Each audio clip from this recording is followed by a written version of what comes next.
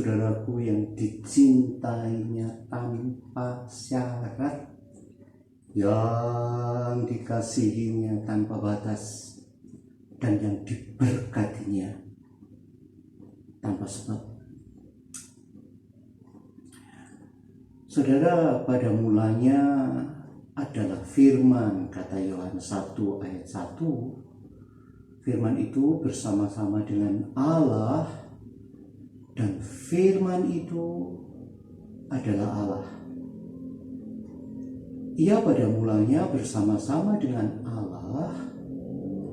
Segala sesuatu dijadikan oleh Dia, dan tanpa Dia tidak ada satupun, tidak ada suatu pun yang telah jadi dari segala yang telah dijadikannya.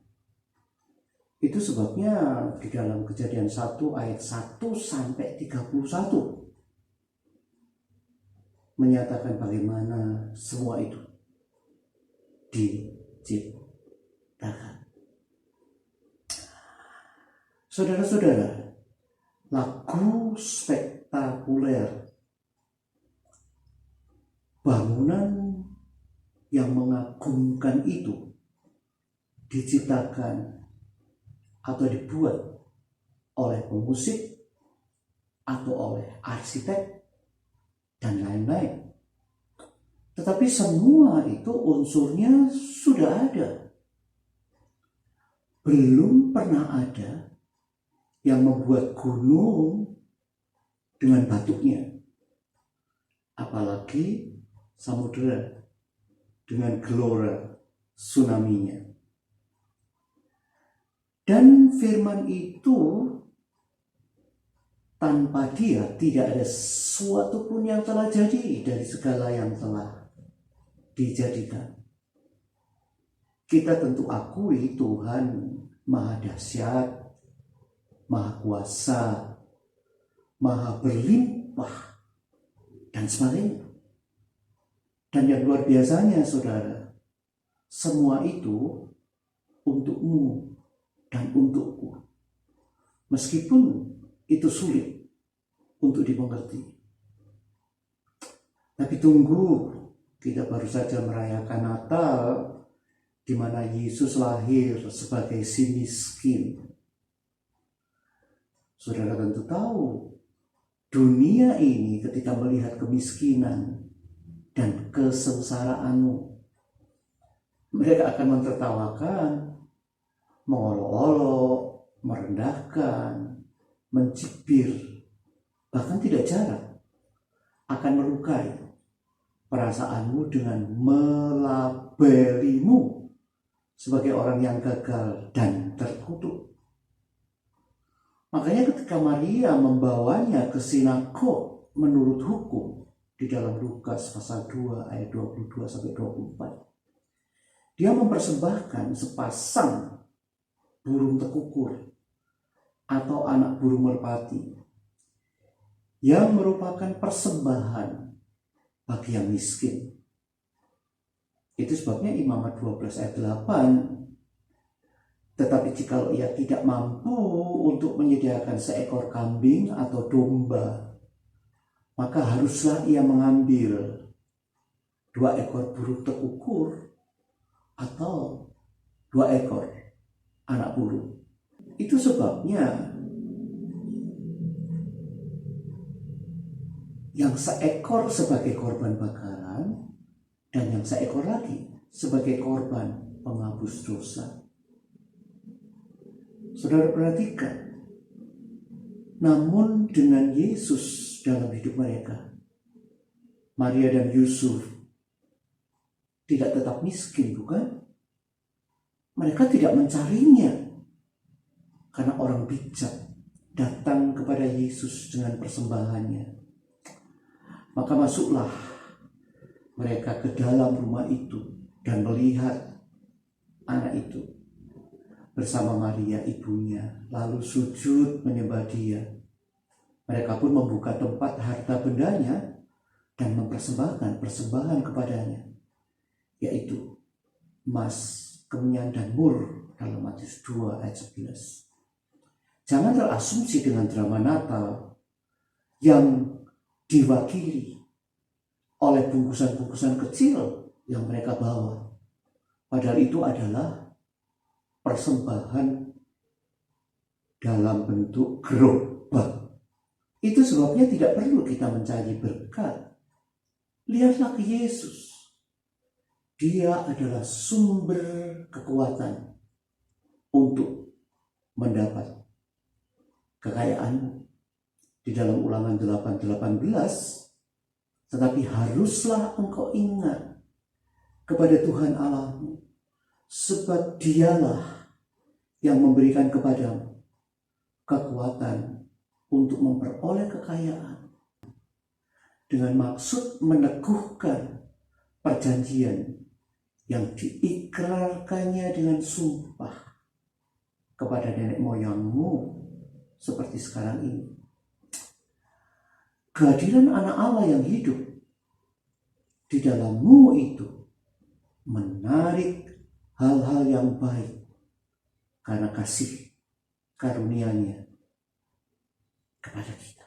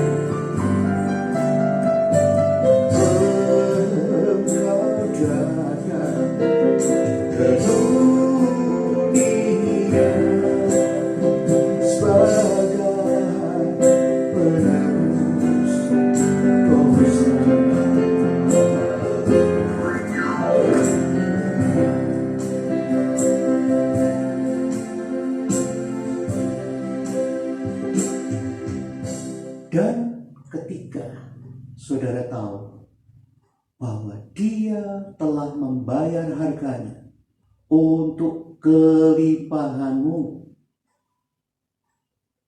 tidak heran saudara dengan berani mendeklarasikan, Yesus dibuat miskin di kayu salib demi aku, sehingga melalui kemiskinannya membuat kaya segala hal dalam hidup.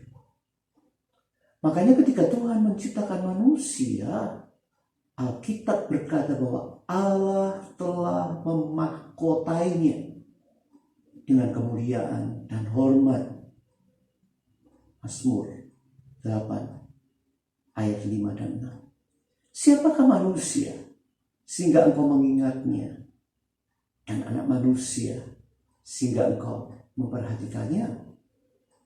Dan engkau telah membuatnya hampir sama dengan Allah dan telah memahkotainya dengan kemuliaan dan kehormatan.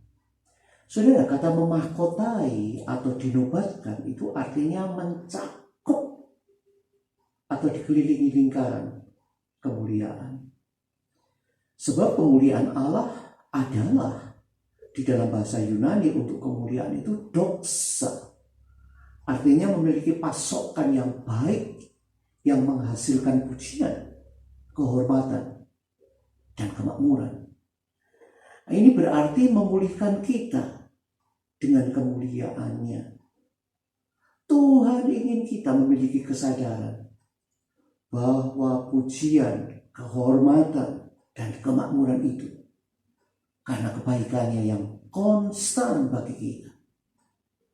Padahal kemuliaan Allah dulu itu adalah bagian Adam, saudara. Dengan kata lain, seluruh keberadaan Adam adalah mulia dan bercahaya. Tapi sayangnya kemuliaan tersebut telah hilang. Dan syukurnya kemuliaan Allah yang hilang itu kini telah dikembalikan kepadamu. Karena Yesus telah datang. Ketika ia mati di kayu salib, dia mengambil malu, mengambil aib kita dengan memberimu kebenarannya. Dan dipulihkannya kemuliaan Allah kepada kita. Jadi sekarang kemuliaan Allah itu ada padamu. Dan itulah kualitasmu. Sehingga orang tidak tahu mengapa kebenaran mereka, keberanian mereka luruh, surut ketika berada di hadapanmu. Ada sesuatu tentangmu yang berdampak terhadap mereka, sekalipun untuk sementara waktu. Tidak heran ketika saudara berbicara, mereka mendengarkan. Karena ada bobot dari apa yang dirimu katakan. Makanya sekarang dirimu dapat berharap, bukan berangan-angan, untuk menyentuh setiap aspek kehidupanmu. Itu bisa tentang keuanganmu, hubunganmu, pekerjaan dan kesehatanmu, di mana tubuhmu bersinar dengan kemuliaan ilahi. Itulah sebabnya kedahsyatan Natal itu berhubungan dengan tahun baru. Karena sebagai bekal menjalani tahun baru ini. Haleluya. Amin.